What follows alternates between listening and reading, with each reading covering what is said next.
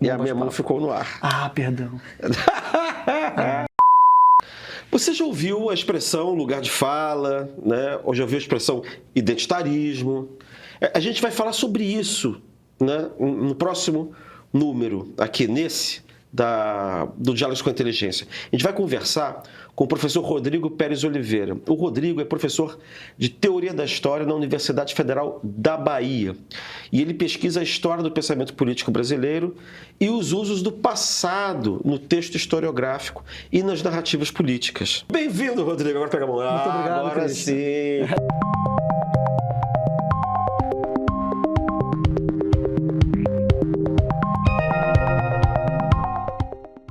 Vamos começar pelo básico. O que é lugar de fala? O que é lugar de fala, né? Isso é um conceito que ele ganhou uma relevância no debate público brasileiro, muito depois daquele livro de Jamila Ribeiro, se eu não me engano, um livro de 2009, que se tornou um best-seller. Mas ele evoca algo que é muito simples, é quase um truísmo. É um conceito que pertence ao campo teórico, Christian, ao campo de preocupações da análise do discurso, né? Por exemplo, Ferdinand de Saussure, lá no curso de gramática geral, ele fala em locus de enunciação, que é lugar de fala, e eu insisto, é um truísmo, né? Que ele parte do princípio básico, elementar, de que não existe falante universal. Uhum. Se não existe falante universal, todo aquele que fala a partir de um lugar social. Michel de Certeau também debateu muito isso. Um lugar social, circunstâncias concretas, também atravessadas por pertencimento nacional, territorial, de gênero, de raça, de idade e por aí vai. O que aconteceu com esse conceito, né, na esteira daquilo que se convencionou chamar de identitarismo, é que ele deixou de ser, isso é muito interessante, ele deixa de ser uma ferramenta da análise do discurso para se tornar um instrumento político de interdição ou de habilitação de alguns discursos em alguns temas. Por exemplo, um tema direito das mulheres. Aí vem uma mulher e diz, eu tenho lugar de fala. Claro que tem lugar de fala. Porque todos temos lugar de fala, primeiro. Né? Porque isso se torna uma chave para afirmar que a condição de existência daquele falante habilitaria ou interditaria falar daquele tema. Né? Então, quer dizer, aquilo que antes era uma ferramenta da análise do discurso, agora dispensa o próprio discurso. Porque tudo parece que se encerra numa autoridade prévia daquele que fala, daquele que pode falar. Né? Então, acho que essa é uma das grandes guinadas desse debate público mais contemporâneo. Pegando a expressão lugar de fala, tal como ela é descrita do ponto de vista científico, ela não existe uma incompatibilidade dela com uma pretensão de universalidade. Porque aí o que você está dizendo é que você tem que buscar a universalidade reconhecendo o seu próprio lugar de fala. Claro. Né? Toda pretensão de universalidade ela é uma ficção. Às vezes é a ficção necessária para você poder estar em contato com outras culturas, com outras identidades, digamos assim. Quer dizer, é uma ficção, a gente pode chamar de uma utopia, que é fundamental para que a gente consiga construir uma arena pública, né? Uma arena pública de igualdade. Mesmo que todo projeto moderno da igualdade seja uma ficção também. É claro que nós sabemos, enfim, estavam lá os haitianos no final do século XVIII dizendo, olha, todo esse discurso da Revolução Francesa, da liberdade, igualdade, fraternidade universais, não nos contempla. E claro que a gente sabe que grupos sociais não foram contemplados na prática do projeto iluminista. Mas ter esse projeto, nem que seja como horizonte, como utopia e como ficção, ele é fundamental. Porque se a gente perde a pretensão da igualdade universal, só fica a diferença. Não, e de repente você afirmar uma identidade separada, até um certo ponto, moderado, ela contribui para você chegar a essa universalidade na medida em que você reconhece que debaixo de uma igualdade formal existe uma desigualdade material. Mas o objetivo do reconhecimento da desigualdade real, quer dizer, material nesse sentido, ela não é uma negação da proposta de igualdade, né?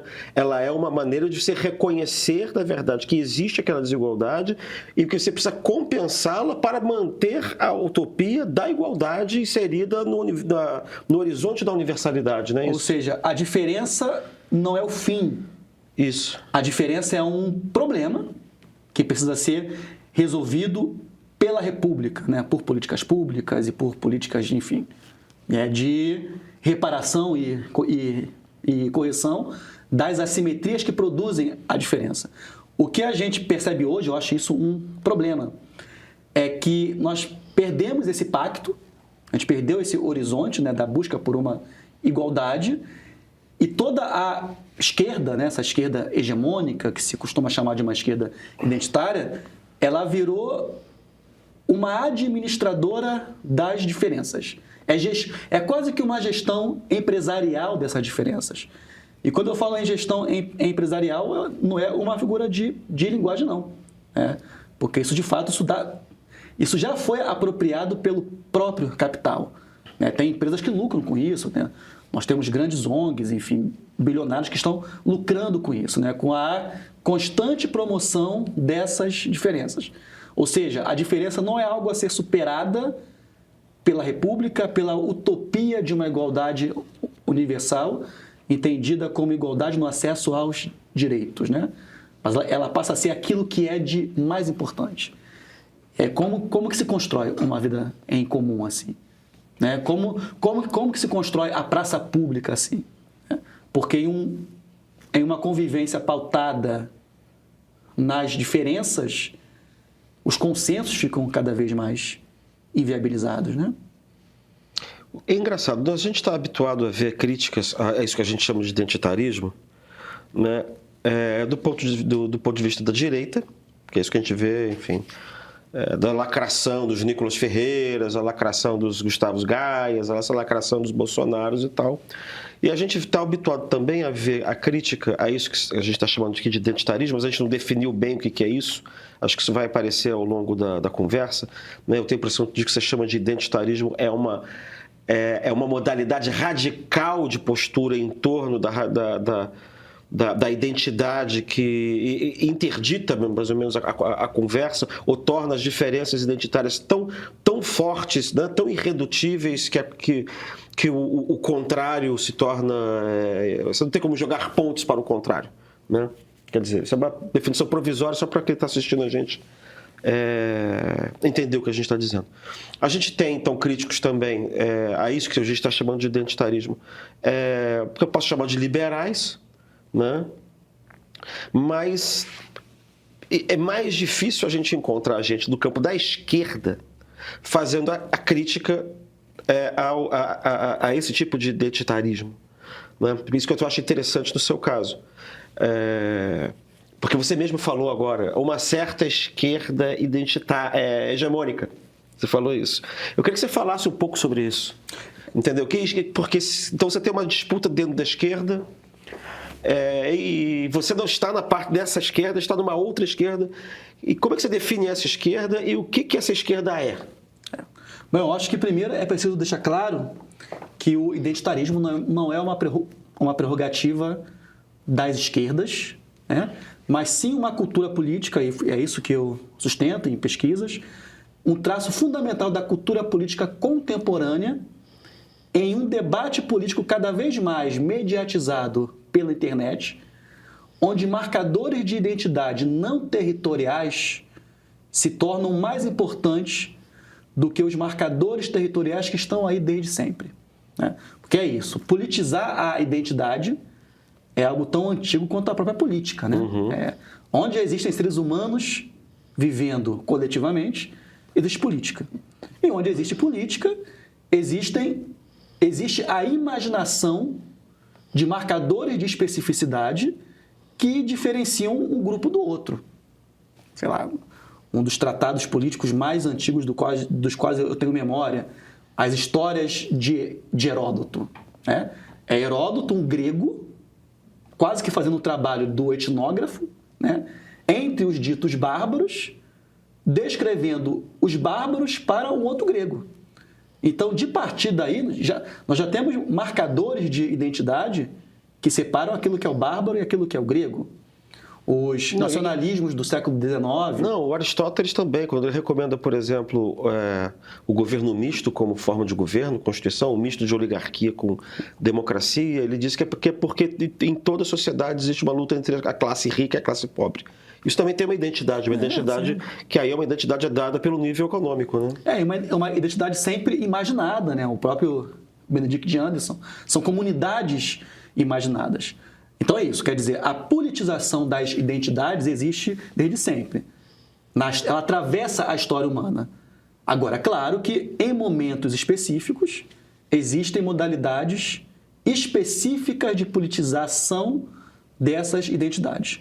Então, o que eu estou chamando de identitarismo é o momento mais contemporâneo dessa história, né? Quer dizer, é uma modalidade de politização de identidades marcada, me perdoem a redundância, por marcadores não territoriais. Então, o que nos faz ser brasileiros? Somos, evidentemente, pessoas diferentes, né? Mas algo nos faz ser brasileiros. Algo mais primário, que é o fato de que nós nascemos num mesmo território que se convencionou chamar de brasileiro. E isso tem uma história também. Estamos no campo das convenções sempre, né? Não, e sobretudo na maior das convenções, que é a Constituição Federal, de 1988, que dá a identidade de cidadania aos brasileiros. Que são pessoas que, em tese, nasceram nesse território. Assim, a ordem jurídica incide sobre habitantes do Brasil. Você tem que definir quem são brasileiros, como você pode adquirir a nacionalidade de diversas maneiras, se naturalizar, ou porque é filho de brasileiro que nasce no exterior. Quer dizer, a condição geral, básica, é o pertencimento a essa comunidade que é o Brasil. O marcador fundamental, quer dizer, identidade é marcação, né? Marcação de especificidade. O marcador fundamental é essa territorialidade, que é o que funda o próprio nacionalismo moderno. É claro que não é o único, né? Eu lembro do Goethe dizendo que ele estava na Alemanha até onde ele ouvia falar em alemão. É um outro marcador, o marcador linguístico.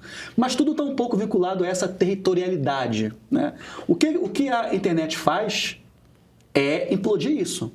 Então agora eu posso criar vínculos de identidade com uma pessoa que não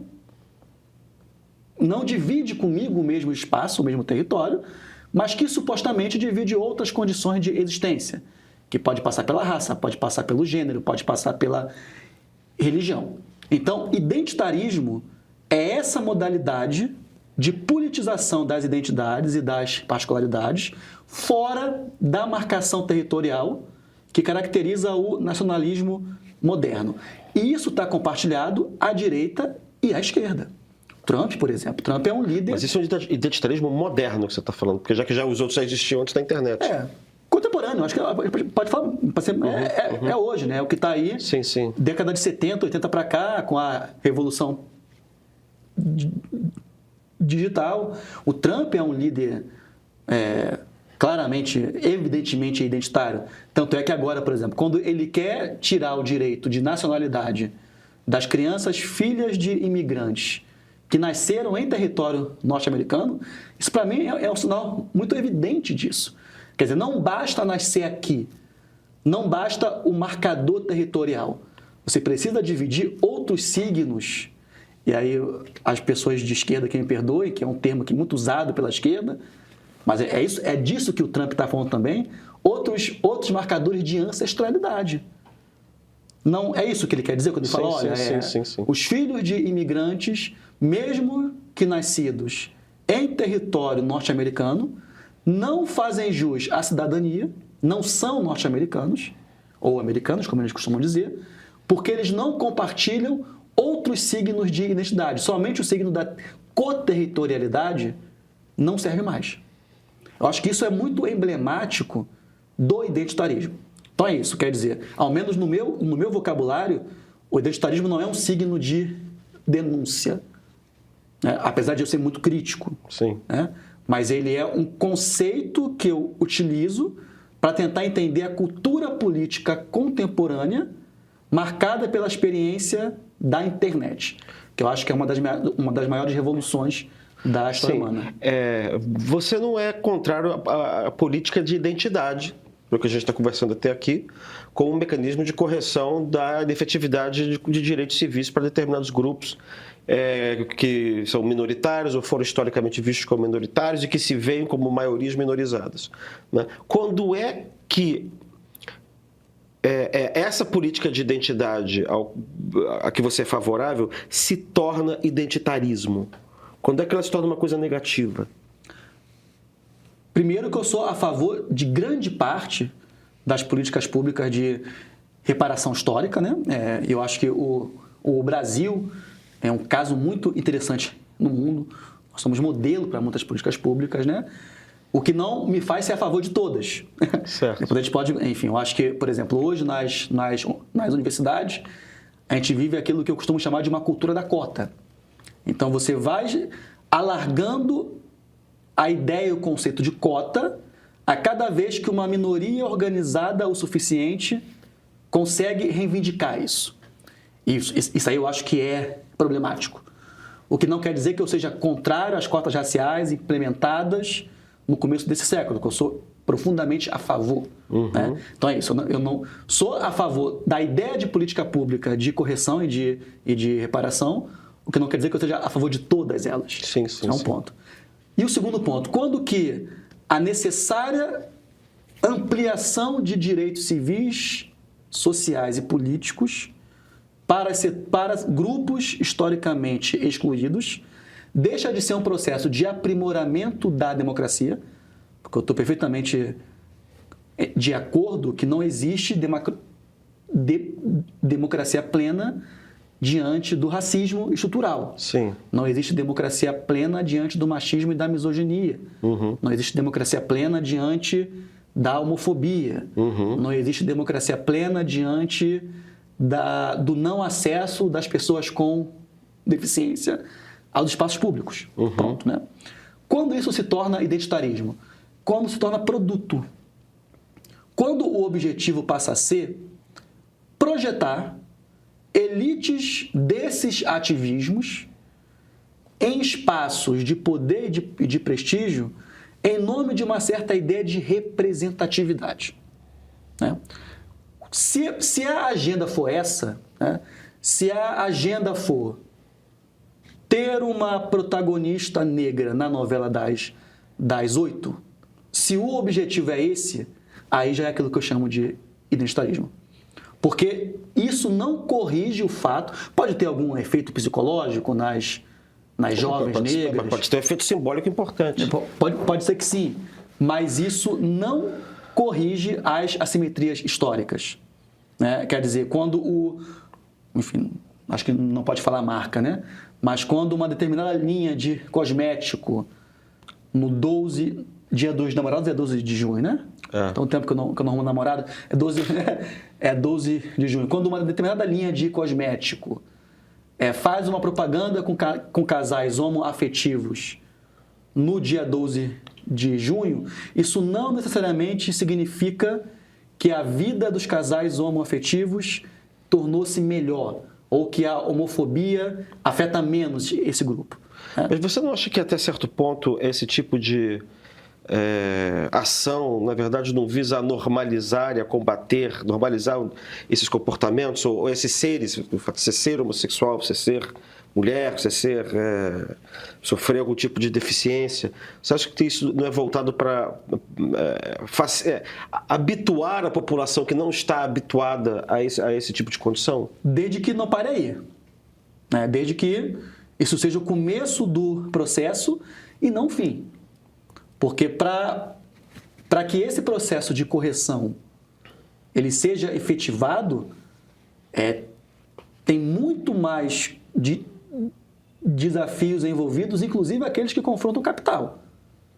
Distribuir renda, justiça tributária, reforma de impostos, reforma urbana, né? Quer dizer, Não, isso eu estou de acordo, mas assim, a respeito especificamente dessa pergunta que eu fiz antes, de quando a política de identidade ela ultrapassaria um determinado limite para se tornar identitarismo, você não tem a impressão de que, na verdade, o critério é uma identidade tão forte que ela acredita que ela não pode ter convivência com as outras identidades contra as quais ela se antagoniza. Ela passa a ter um projeto que se limita à sua própria identidade e passa a ter uma relação agônica com essa eu acho que é um pouco isso, né, que você estava querendo dizer, que é uma relação agônica com a sua anti-identidade. E né? Você usou o termo uma identidade tão forte, né? É uma identidade profundamente ontologizada. Né? A gente pode ter agora um debate muito, muito quente, por exemplo, no mundo do samba carioca, que é um mundo que eu gosto muito, que eu frequento muito, de que o samba, as pessoas brancas não seriam exatamente bem-vindas em algumas rodas de samba, ou se são bem-vindas, seriam longe daquele núcleo da roda, porque o samba pertenceria a uma ancestralidade negra. Sabe o que aconteceu comigo, uma coisa curiosa? Havia uns críticos agora da Rainha de Bateria, que é essa atriz, a Paula Oliveira, Sim. né? Porque eu tenho uma particular admiração. E aí houve críticas ao fato de que ela supostamente estaria muito gorda. Né? Aí eu falei, gorda, enfim.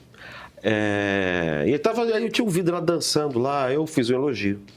Veio uma moça fazer um comentário dizendo que, na verdade, ela dançava mal porque ela era branca. Eu nem tive coragem de responder, porque você não sabe nem por onde começar, entendeu?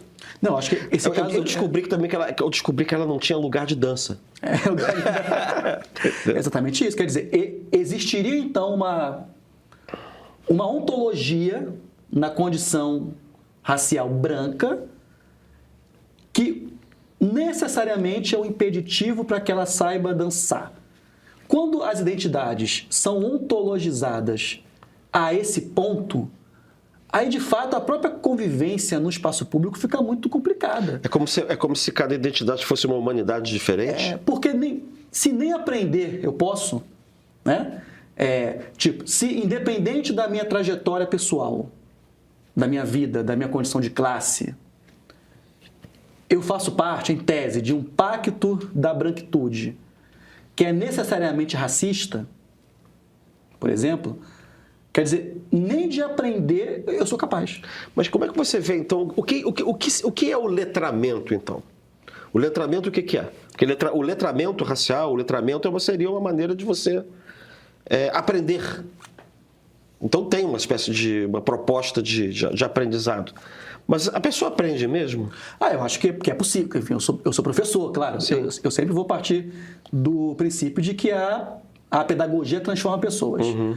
O letramento, em um ambiente de disputas políticas tão inflamadas, o letramento deixou de ser mobilizado como instrumento de intervenção pedagógica para ser usado como instrumento de punição.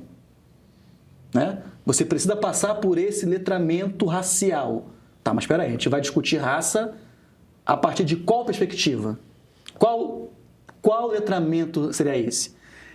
E quase nunca há uma resposta com conteúdo sobre isso. Porque o que se está em questão não é ensinar, não é viabilizar a convivência coletiva, pública, mas sim administrar a diferença.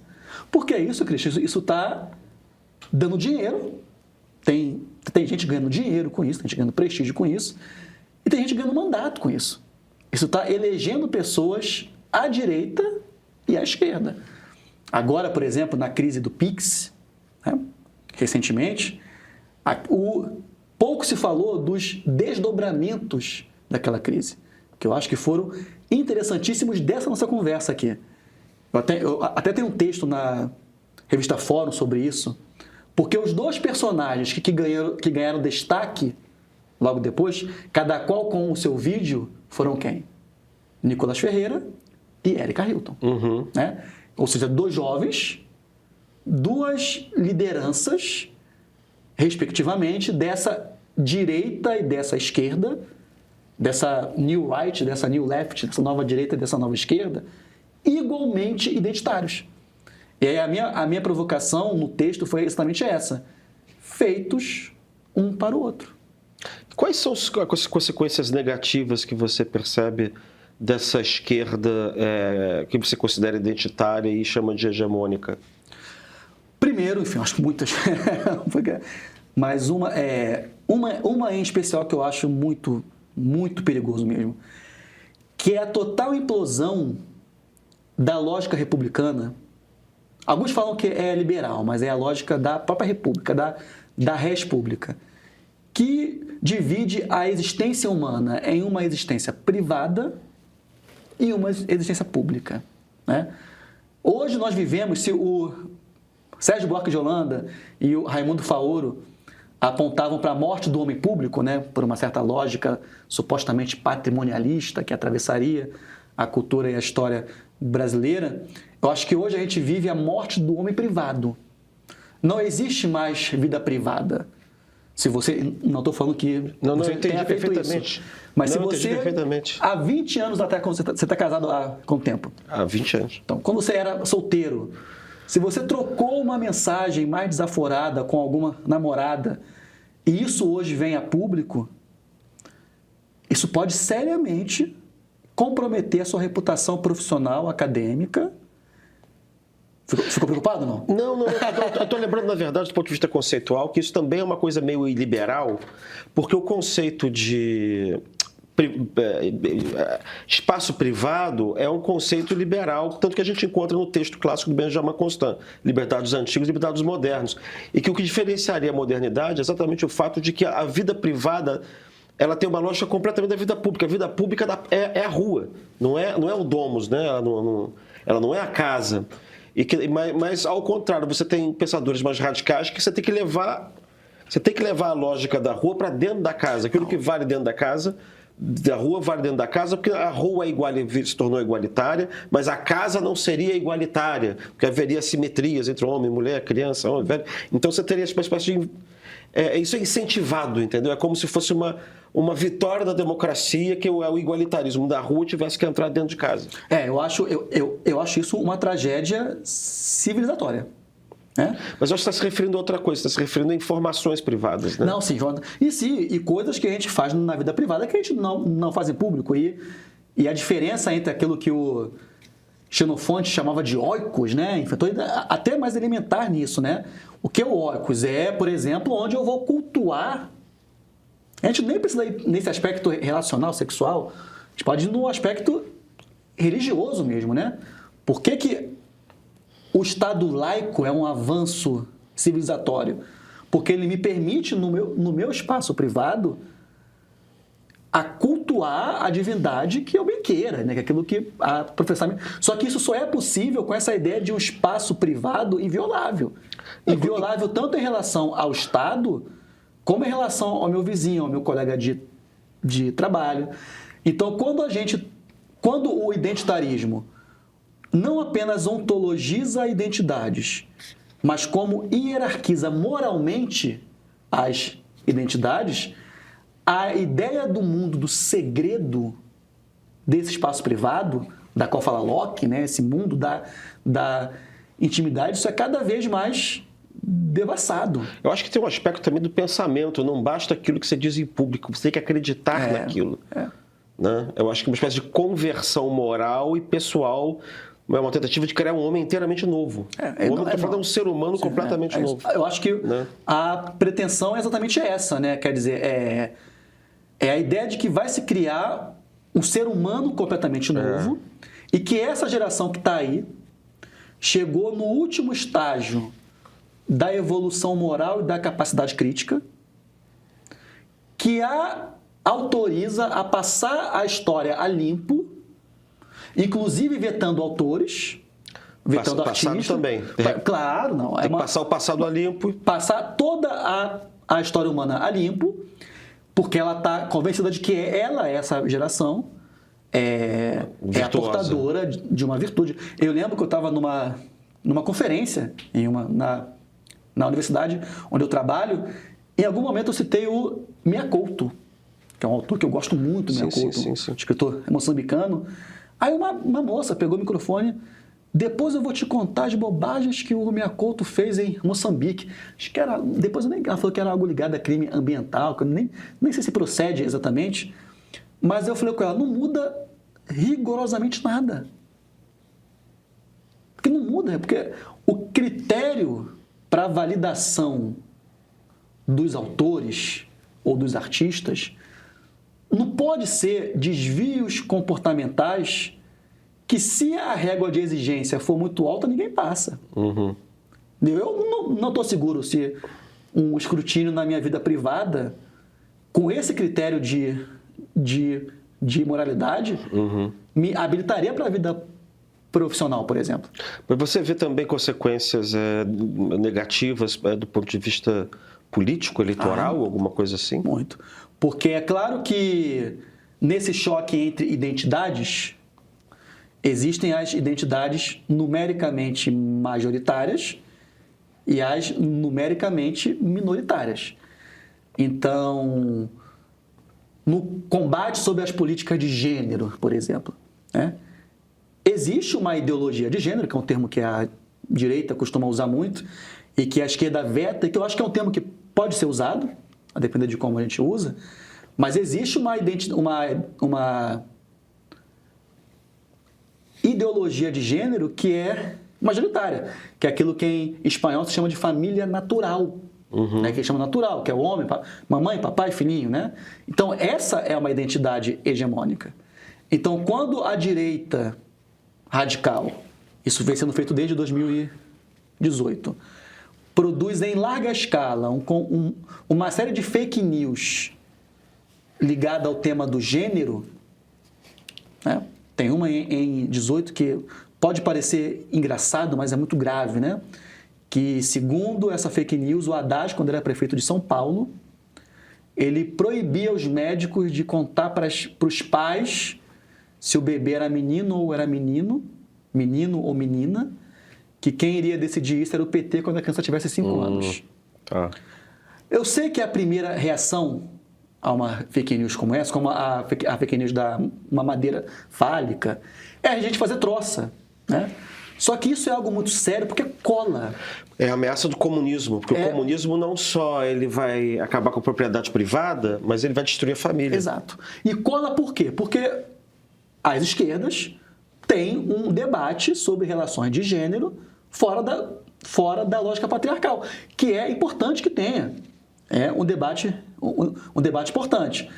Quando a esquerda passa a ser socialmente identificada a esse debate, isso aglutina identidades do lado de lá. Então é nisso que o Nicolás Ferreira é eleito. Teve agora esse vereador de São Paulo, que me fugiu o nome, que foi o mais votado do Não foi PL. Eduardo Bolsonaro? Não, um vereador. Ah, o vereador. O vereador. Esqueci o nome, enfim. Que toda a identidade política dele é uma identidade política antitrans. Então, cara, foi o vereador mais votado numa pauta que nem pertence ao parlamento municipal. Mas é o seguinte, olha só, toda ideologia acredita que na existência de uma classe universal. Classe universal no sentido de Lukács. A classe universal é aquele segmento da população que você acha que representa o todo, a totalidade. Né? Então, por exemplo, os reacionários acham que a classe universal deles é o conjunto de famílias cristãs orientadas por um sacerdote. E quando eles falam Brasil ou falam povo, eles estão se referindo a essas pessoas. Né? Então, quem não se enquadra nisso aí, nem brasileiro é, esse pessoal. Isso aí é o antipovo. Né? Então, toda ideologia tem isso. Então, você vai, por exemplo, no libertarianismo econômico, a classe universal são os empreendedores, são os empresários, eles é que produzem, né? E o resto não é. E tem muita coisa tutelar, os outros têm que obedecer a esses. Né? Quando a gente vai para um tipo de conservadorismo estatista, como foi o Estado Novo, o tempo do Geisel, né? Você tem a classe universal é uma tecnocracia civil e militar que tem que tutelar um povo que é muito bonzinho, mas é muito burro ou muito estúpido. Né? Todas elas têm uma classe Né? No comunismo, por exemplo, você tem lá os trabalhadores, blá, blá, blá, Mas tem o Lupen. Mas quem representa acaba sendo a vanguarda, que é o Partido Comunista. Né? Eu estou colocando essas coisas para pensar o seguinte: você também tem você tem uma pressuposição de que o povo da esquerda vai votar em si mesmo, que existe uma correspondência assim, que o trabalhador vota no Partido Comunista ou no Partido dos Trabalhadores, que branco vota em branco, que preto vota em preto, que mulher vota em mulher. Essa é uma pressuposição, parece que também está presente nessa esquerda que você chama de identitária, mas parece que do ponto de vista eleitoral não é isso que está se verificando. Né? Não, é de uma ingenuidade sem tamanho, né? A gente tem um exemplo Até porque essa é uma das identidades que as pessoas têm, porque a pessoa que é negra não é só negra. Claro. Ela é negra, ou ela é pobre, ou ela é rica, ou ela é flamenguista, ou ela vai à igreja, ou ela é protestante, ou ela vai... Claro. Teve agora um caso que... Porque é isso, quando a gente debate, eu acho que é sempre importante o fato, né? O fato concreto. Foi no final do ano retrasado, eu acho, que pela iniciativa da deputada Talíria, aqui do Rio, e um deputado também do DEM, da Bahia, se eu não me engano, se formou a Bancada Negra. Você deve ter acompanhado esse debate. E a Benedita fez um discurso emocionada. Só que qual é o critério para fazer parte dessa Bancada Negra? Que aquele parlamentar tenha se auto-identificado como negro no registro da sua candidatura. Ou seja, você pode ter um deputado... Não existe nenhum critério temático, entende, Liz? Uhum. Nenhum critério ideológico, nenhum critério programático. Não é uma bancada antirracista. É uma bancada negra. É uma bancada de representação... Negra. De cor. Exato. Então você pode ter, por exemplo, um parlamentar negro presidindo essa bancada que seja contra a política de cotas raciais. Isso é factualmente possível, né? Porque qual é o pressuposto nisso? Eu nem sei se isso está claro para os parlamentares de esquerda que estavam à frente, né? O pressuposto é exatamente esse que você falou. Se é um parlamentar negro em um país estruturalmente racista, logo, aqueles votos, os votos que o elegeram são votos antirracistas. Quando a gente sabe que não, né? Porque a lógica eleitoral é muito mais complexa que isso. Você tem esse problema que eu estava comentando. Você tem uma sobreposição de identidades, na verdade. Claro. Você pode ser carioca, você pode ser tijucano, você pode ser negro, você pode preferir McDonald's a Bob's, você tem uma identidade religiosa, você tem uma identidade sexual, você tem uma identidade... Na verdade, o voto depende de as pessoas são feixes de identidades. Exato. E não necessariamente essas identidades serão as identidades... quer dizer, a interseccionalidade não envolve só 3 ou 4 sessões. Elas envolvem mais coisas. Eventualmente, o sujeito pode votar. Eu estou dizendo isso a respeito, por exemplo, da reeleição desse filho da puta, com todo carinho, né, do presidente dos Estados Unidos, Trump. Em que ele teve uma lavada de votação do eleitorado latino, que o Partido Democrata supunha que fosse votar nele. E, embora muito pequeno, houve um aumento... Das mulheres. Também das mulheres, sim, mas inclusive do eleitorado negro. Claro. O eleitorado negro é o único eleitorado que realmente continua majoritariamente democrata. Até porque eles sabem onde é que o calo aperta. Claro, né? Mas ainda assim, se reduziu o número do eleitorado negro que vota no Partido Democrata. Não reduziu muito, mas reduziu, assim, para o meu espanto. Então, supostamente também haveria prejuízos eleitorais. Acho que isso não rende, que isso afasta o eleitorado. Claro. Não, porque é isso, quer dizer... Isso afastaria parte do eleitorado que é branco e pobre, por exemplo. Eu acho importante, por exemplo, para um voto legislativo. Seria fundamental se a gente tivesse uma bancada negra antirracista de fato, uma bancada de mulheres, assim como tem a bancada evangélica, é uma bancada identitária. Sim. É identitária, né? Agora, quando a gente vai para um debate majoritário, né, para o executivo, por exemplo, é claro que isso afasta. Porque, primeiro que outro desdobramento político muito perigoso desse identitarismo, e isso pensando à esquerda, é o alargamento abusivo da ideia de privilégio. Porque toda essa retórica das identidades subalternizadas, ela está muito marcada, você falou de sujeitos universais, pela vítima como sujeito universal. É o oprimido, né? O oprimido. E aí, como a ideia, o sujeito do oprimido, ele está muito marcado pelos marcadores de gênero, de raça, entre outros tantos, o conceito de opressor também ele é alargado. Então, às vezes, você vai buscar um homem negro periférico que vai ser tratado por certa esquerda como privilegiado. Né? Por ser homem. O que faria com que ele seja privilegiado, por exemplo?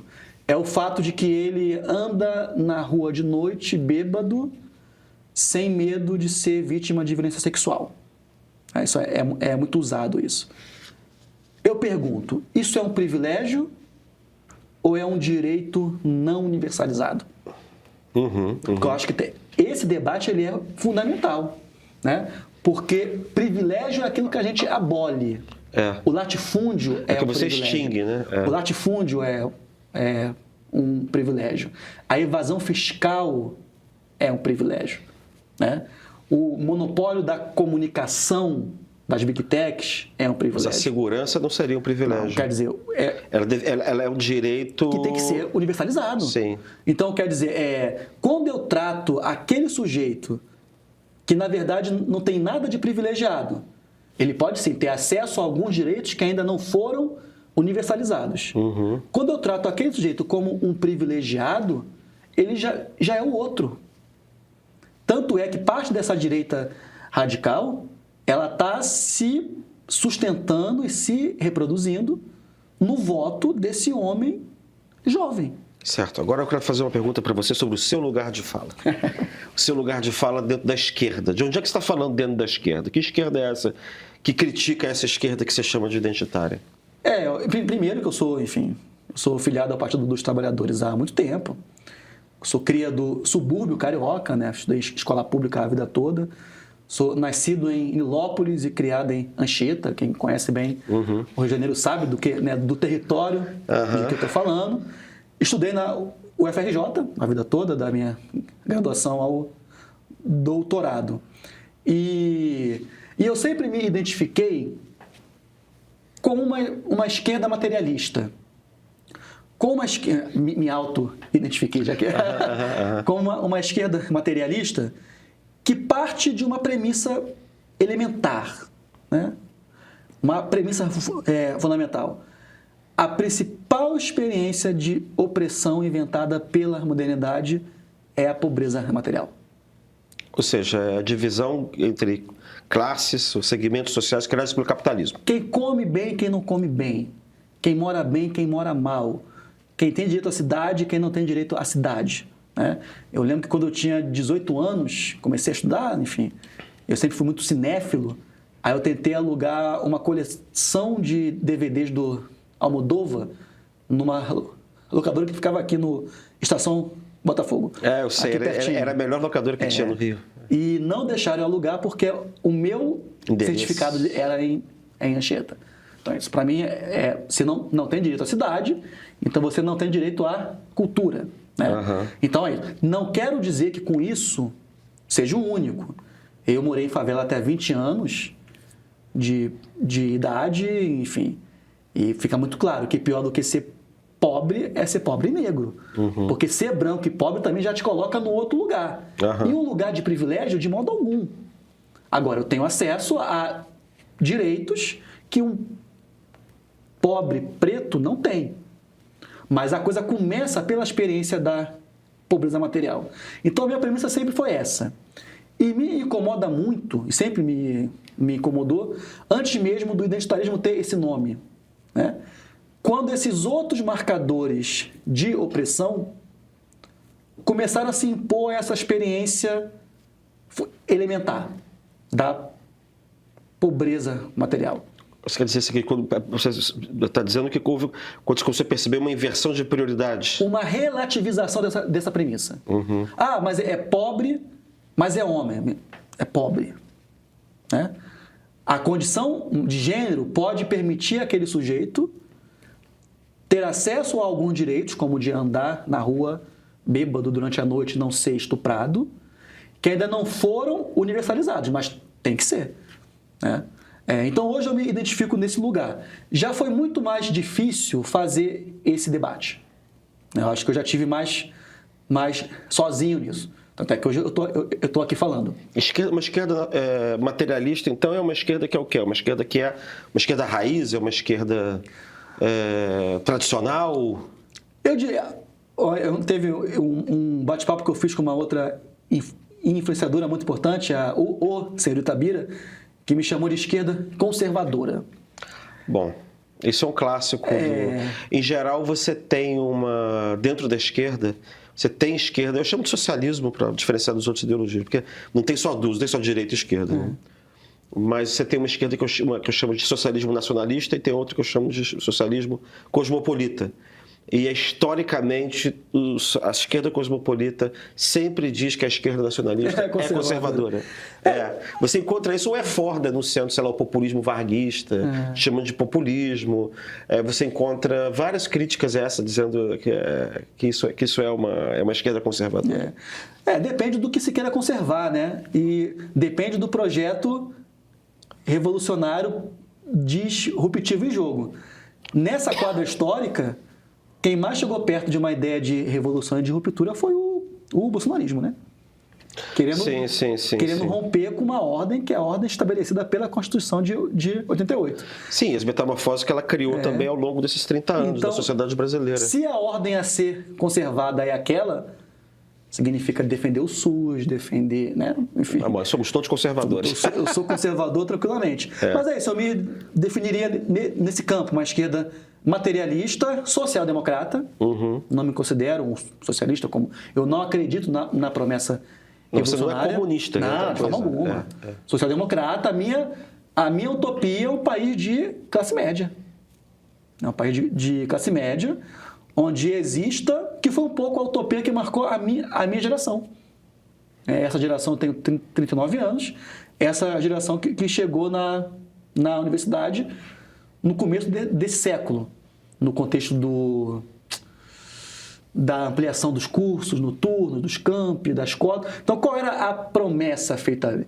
E o presidente Lula encarnava essa promessa, né?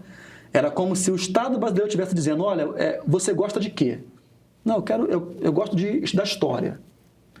Então você tem aqui, você vai estudar num espaço de excelência, você vai ter acesso à bolsa, financiamento.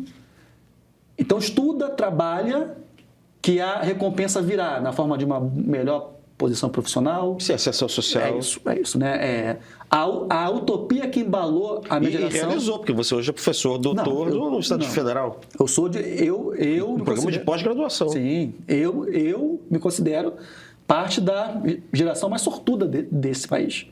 De fato, a gente pegou o cometa pelo rabo, a gente pegou um ambiente muito favorável, enfim. A universidade, naqueles anos, enfim, eu tive bolsa de iniciação científica, eu tive bolsa de monitoria, mestrado, doutorado sanduíche, morei fora do Brasil, porque era isso, né? Quer dizer, é um espaço com condições mínimas para que o meu talento, para que o meu trabalho, e eu não tenho nenhum pudor em falar em mérito, né? Para que o meu mérito seja determinante na minha trajetória e na trajetória da minha família. Então, eu sou um social-democrata por convicção. Não gosto de arma, prometeu ruptura armada, pode ser de direita e de esquerda para mim. Quis botar fogo em estátua e em monumento, pode ser de direita ou de esquerda, para mim tem que depois se resolver lá com o Xandão. Não tem, sabe? É isso, né? Existe um contrato social, existe uma Constituição, existe uma lei. Essa Constituição e essa República, ela te dá mecanismo de protesto, de verbalizar a sua insatisfação. Agora, o que a gente precisa é de uma ordem econômica mais justa, né? Onde as famílias pobres têm um mínimo de condição de prover seus filhos com uma formação que lhes permita disputar os espaços sociais. Então, eu me definiria como uma esquerda social-democrata, por aí. O que eu acho interessante de a gente pensar também com esse tema, né, do identitarismo, sobretudo nas universidades, que é o nosso campo de atuação política também, é como que a lógica das identidades, submetida ao paradigma da reparação histórica e da promoção da inclusão e da diversidade, ela criou outros mecanismos de consagração intelectual, né? Porque é isso, o Bourdieu já ensinou bastante para a gente que os campos intelectuais, eles se organizam de forma relativamente autônoma, as suas expressões externas, com critérios de consagração e de interdição. Isso chama muito a minha atenção, hoje em dia, como que a narrativa da experiência de vulnerabilidade se tornou o principal critério de consagração de autores, sobretudo nas ciências sociais e humanas, né? Então, a gente pode citar Bell Hooks, a gente pode citar Djamila Ribeiro, a gente pode citar Ailton Krenar, a gente pode citar Carolina de Jesus, entre outros tantos autores, muitas vezes não lidos, mas que já constituem uma espécie de cânone intelectual identitário, cuja autoridade está na capacidade desses autores, primeiro, em narrar em primeira pessoa. É mais ou menos aquilo que a Beatriz Sarlo chamava de o império do testemunho da vítima. Como que esse testemunho da vítima, essa fala em primeira pessoa, enunciada né, por um lugar de fala supostamente subalternizado, como ela é investida de valor de verdade, de uma dimensão moral. Eu estou falando, é de moral mesmo, é de afeto emocional, sim. Né? De uma dimensão emocional que a própria crítica se torna quase um constrangimento. Mas ela deve ter um valor de... Mas ela tem valor de verdade também? Eu acho que ela tem esse valor de verdade, mas ela, mais do que valor... Porque não é aquela verdade científica metodologicamente aferida. Não é disso que a gente está falando. Não é a verdade cartesiana. Mas eu fico pensando, você que é da história, por exemplo, na década de 70 também havia, não sei se desse jeito, mas havia como no marxismo a realidade é a realidade da luta de classes, né, e da opressão, e o marxismo conta a verdade, né, e o resto é ideologia, quer dizer, é superestrutura, é a vida dos ricaços, é a vida da aristocracia. Não tinha também uma ideia de que a verdadeira história era uma história que tinha que ser contada do ponto de vista das classes populares e também não dava uma grande importância aos relatos da vida do operário, da vida do camponês? Você não acha que tem uma equivalência? Não, isso começa aí. Isso que eu tô dizendo, né? Porque eu vou te falar uma coisa, eu não sou grande estudioso do tema desses autores que se dizem identitários ou ligados a esse tipo de coisa. Mas quando eu olho de longe, a impressão que me dá é que é um prolongamento do marxismo, só que você mudou aquilo que é considerado infraestrutural e superestrutural. A infraestrutura passa, em vez de ser o coletivo do povo, o povo oprimido ou explorado, passa a ser segmentos do povo divididos por identidades mais circunscritas. Eu diria que vem até antes disso, né, Cristian? Eu diria que vem de um certo regime cognitivo, discursivo, forjado na experiência do trauma na Segunda Guerra Mundial. É o Primo Levi, dizendo, olha, eu não escrevo isso como um autor. Um autor no sentido moderno do termo, que estabelece com um objeto algum distanciamento, né? Eu não sou... Que é aquilo que o Hayden White vai chamar de uma escrita intransitiva, que é uma escrita sem objeto, né? Porque é a vítima narrando uma experiência de sofrimento tamanha que a quem escuta não há outra saída a não ser endossar. Porque, como é a vítima falando, a Beatriz Sarlo tem um texto fantástico sobre isso, né?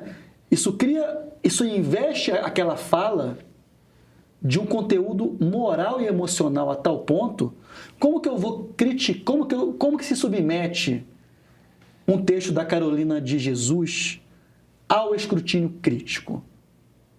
Como que um professor de crítica literária vai trabalhar aquele texto junto com o Montanha Mágica do Thomas Mann, por exemplo, e vai dizer, o Montemática do Thomas Mann é muito mais sofisticado do ponto de vista das alegorias, das metáforas e da... Mas parece uma ideia de autenticidade também, né?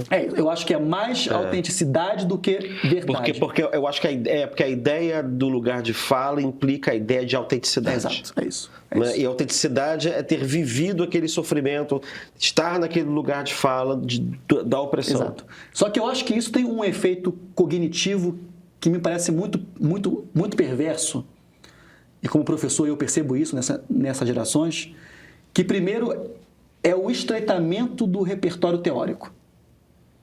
Porque como o discurso consagrado é a fala em primeira pessoa, é só narrativa de experiência. Não tem abstração. Isso tem muita antropologia. Não.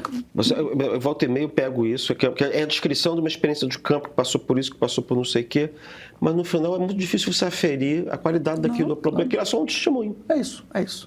Agora existe uma autoetnografia. É disso que eu estou falando. E como acadêmico, isso me parece muito, muito problemático do ponto de vista científico e como professor do ponto de vista formativo, né? Porque se o conhecimento possível ele se reduz ao relato de experiência, e a nossa capacidade de imaginar?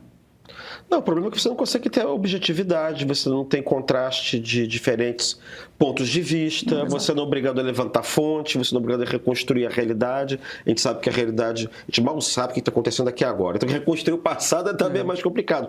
Mas é o trabalho de Sísifo que você tem que tentar fazer.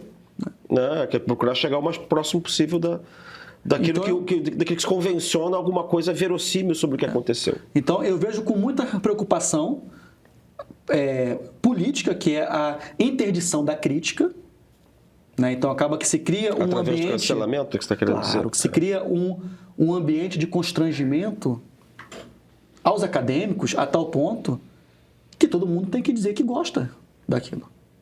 Que acha bom, que gosta do Ailton Krenak, por exemplo. E aqui eu estou citando nomes porque eu li esses autores todos, né? Quando eu tenho certeza que se essas autorias fossem desconhecidas, se o texto chegasse como um parecer ad hoc, né? Se não se soubesse que o autor era alguém reivindicando a condição de subalternidade, muitos daqueles que consagram e que fetichizam esses textos, porque eu acho que tem algo de fetiche também, de fetiche intelectual, claro, diriam, é um texto não mais que mediano. Ou ruim mesmo. É ruim. Quer dizer, não falou desses autores, quando você vai dar um parecer, é um negócio que não... Isso aqui não é ciência. Então, quer dizer, isso cria um ambiente formativo que eu acho que a gente vai pagar esse preço nas próximas gerações. Não tenho... Mas assim, só para terminar, porque a gente já está falando aqui já há um tempão, qual é o futuro disso? Você acha que isso tem futuro? Num mundo em que a gente está vendo o retorno do nacionalismo, do imperialismo, da xenofobia, dessa identidade branca americana, essa coisa fascistoide, reacionária. Me parece que o tempo do cosmopolitismo está passando, na verdade. Você vê futuro nisso? Eu acho que, enfim, já que o paradigma é sempre os Estados Unidos, né? O que a gente está vendo lá é a reação na forma de um identitarismo de direita, reacionário, branco, cristão, masculino, extremamente raivoso, né? No Brasil, eu não sei se a coisa vai chegar a esse ponto, porque nós temos uma outra história, uma outra trajetória. Outra composição social também, étnica também. Agora, o que eu percebo é o esgotamento, né? Parece que está todo mundo, como eu comentei antes, eu já tive mais sozinho nesse debate. Eu já tive menos gente querendo conversar comigo, né? Então, eu percebo um ambiente de cansaço. Está todo mundo meio que cansado disso tudo, né? É claro que os nichos de militância vão continuar agitados, porque isso é militância, mas eu acho que a coisa vai arrefecer um pouco e que nós que fazemos esse debate, eu queria muito encerrar com isso, temos que deixar muito claro que a análise crítica dos identitarismos não significa ataque ou negação de direitos às minorias subalternizadas. São duas coisas completamente diferentes. E eu diria que criticar o identitarismo significa até proteger o direito dessas minorias, porque significa pensar no modelo de ação política capaz de produzir algum consenso, né? Sem algum consenso social, sem acordos mínimos, não existe política pública de proteção. Muito bem. Então, a gente vai ter que parar por aqui hoje. Mas, Rodrigo, foi um prazer recebê-lo aqui. Eu acho que isso é um tema absolutamente fundamental no debate público hoje. Quanto mais com esses perigos que rondam a nacionalidade, cada vez mais. Bom, quem tiver interesse em ler o artigo do Rodrigo, gostou do papo, saiba que você pode comprar a revista Insight Inteligência, número 107, porque o artigo dele está aqui. Não está marcado, mas enfim, está aqui. Os impasses da política identitária. Você pode comprar a revista no nosso... Na nossa farmácia, não, na nossa livraria, no nosso site, através de alguma das livrarias da Travessa.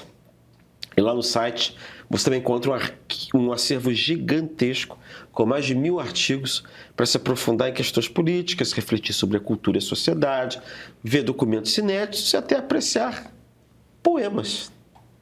E para acompanhar todas as novidades da Insight Inteligência ou do meio, já sabe, é só seguir nas redes sociais. A gente está no Instagram, a gente está no Facebook, a gente está no Twitter. Você vê que a gente não fala X, né? É Twitter. E, desculpe, até o próximo Diálogos. Aí, dica de ouro para você que não perde um filme que te põe para refletir e descobrir novos pontos de vista. Woodstock. 3 dias que definiram uma geração, contados por quem fez esse festival acontecer, os seus produtores. Espere depoimentos de quem viveu intensamente esse momento, com todos os seus percalços, desafios e curiosidades. É para não piscar o olho.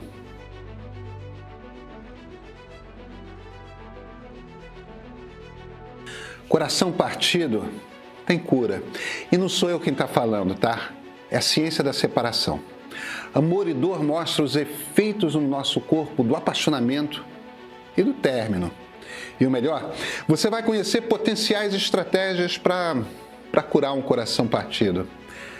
É bem mais do que interessante, tá? O experimento econômico realizado pelo Fed, o Banco Central Americano, por 14 anos, nessa tentativa de revitalizar a economia americana, é o mote de A Era do Dinheiro Fácil. Conhecida como a política de dinheiro fácil, a produção mostra suas consequências amplas e desastrosas, como o aumento da desigualdade social e, claro, a ascensão da extrema-direita. Fundamental para entender os rumos da economia mundial hoje. Sabia que a ascensão dos evangélicos no Brasil e no mundo foi impulsionada pela indústria do petróleo e a sua aliança com a direita? Essa é apenas uma das revelações de Evangélicos, da Fé ao Poder. É um documentário obrigatório para mergulhar nessa corrente do cristianismo que forma grande parte do eleitorado no Brasil. Gostou? Essas produções estão disponíveis no aplicativo de streaming do Meio. Por R$15 por mês você encontra uma curadoria sempre atualizada que você não vê por aí. E ó, o cancelamento pode ser feito a qualquer momento e é fácil. Vem para o Meio Premium.